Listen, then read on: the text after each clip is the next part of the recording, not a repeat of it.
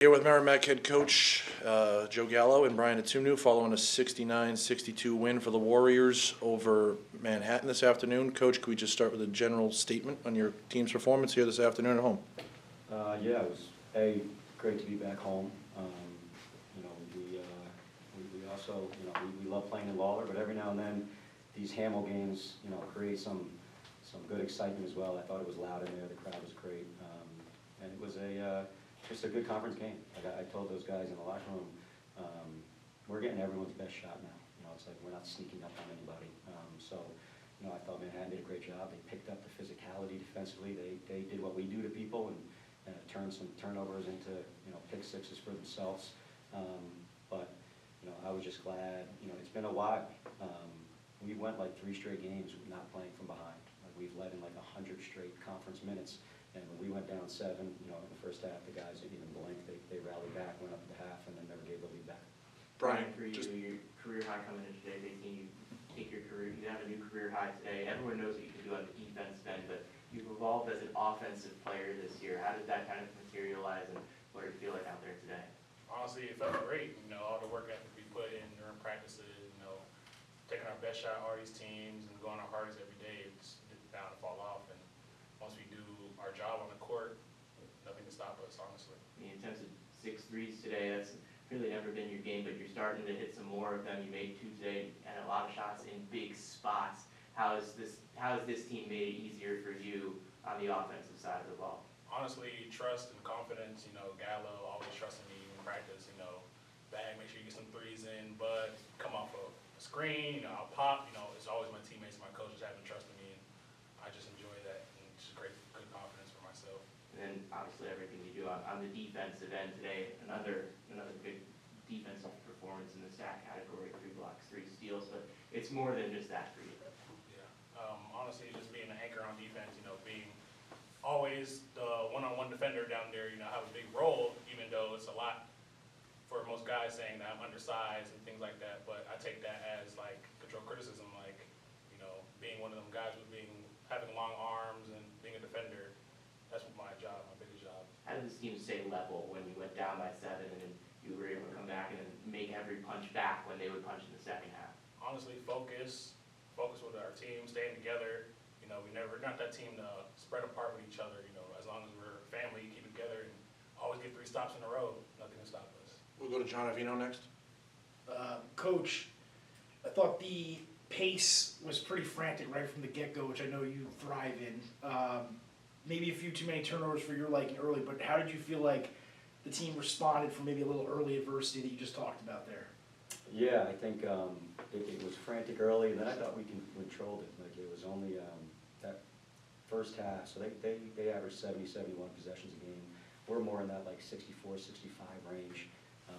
There was only 30 first half possessions. And then to start the second half, it got a little bit loose again. And I don't mind that. I think because our scores are low, it's a little bit of a misconception that we play slow.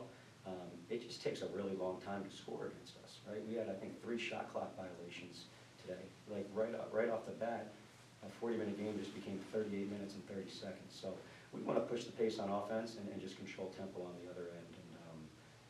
And there was that little flurry in the second half where we had some good looks and that didn't go down, and they made 1 or 2, and that kind of cut it to 4. But when you defend like we defend, you got a group of guys who are a lot more level-headed than I am, and then you got the ultimate closer in Bud Clark. It was just a great win.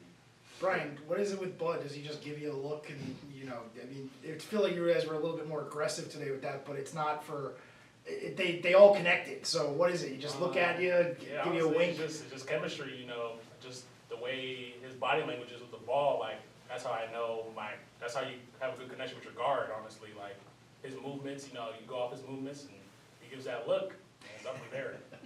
And they get 3, 4 of those at practice. Yeah. That's something that Yeah, he made it easy today. happens all the time, and it is also easy where you could put the ball anywhere you want, and he's going to go and get it. There was one alley-oop, everyone in the building probably thought Bud was shooting it, and you were the only one who knew he was throwing it to you, and the whole place was going crazy. Yeah, that's actually happened against our Fairfield game as well. He kind of went for kind of like a motor-ish, but I kind of seen last second that he was like, he ain't mean to do it. So I'm like, if it's up there, I'm just gonna grab it and just put it in. So the same thing happened today. Coach, what can you say about Bryan's evolution as an offensive player, and obviously everything he gives you on the defense end, and what made his performance today stand out? Yeah, he's everything that's right about college basketball. It's in the day and age of some of these guys, you only get them for 6 months. He came in as, we saw him in a back gym in Texas. Not a whole lot of people were recruiting him. He came in, he backed up the Player of the Year, Jordan Minor, for a whole year. And then he finally got some opportunity last year, and he kept growing. And now he's an all-conference type of player. So this is how it used to be. A guy came in and had to kind of earn his keep a little, play behind some good players, and by the time they're a junior, they take off.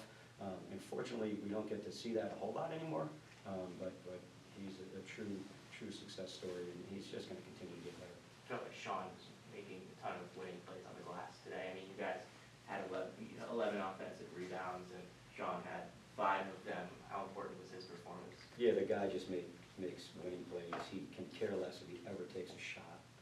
He's like the enforcer out there. He'll set screens, the offensive rebounds. He at times he could almost be a second point guard out there. When they were keeping the ball in Bud's hands, you just throw it to Trumper in the middle of the floor, and he calms everything down. So, he's the ultimate teammate. These guys love playing with him.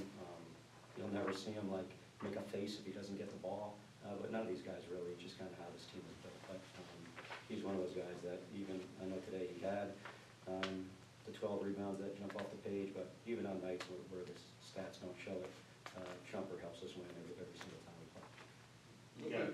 Looked like they had a couple good possessions in the first half. They did high-low, but then they look at the stat sheet at the end, and it's kind of the same thing. Is that adjustments that you make, or is that just, pared down from what, it's just the same? A little bit. We had I think it was a combination. We had a couple breakdowns, and they made a couple tough ones, right? Like they banked a dead-on 3 from the top of the key. They had 2 bank shots, like, kind of falling away. So,